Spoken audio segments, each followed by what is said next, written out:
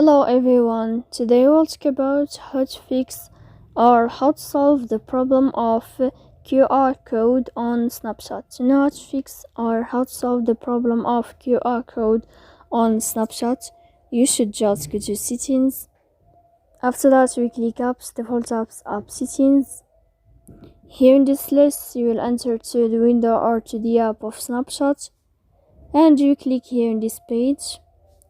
Then this list of app unfold, we click on first app and we click OK. Then you will enter to the window of storage. Here we click clear cache. In the end, you can go to Play Store and you will search about Snapchat. You can uninstall your app and you can install it again. So please don't forget to support us by like and subscribe. See you next time in another video.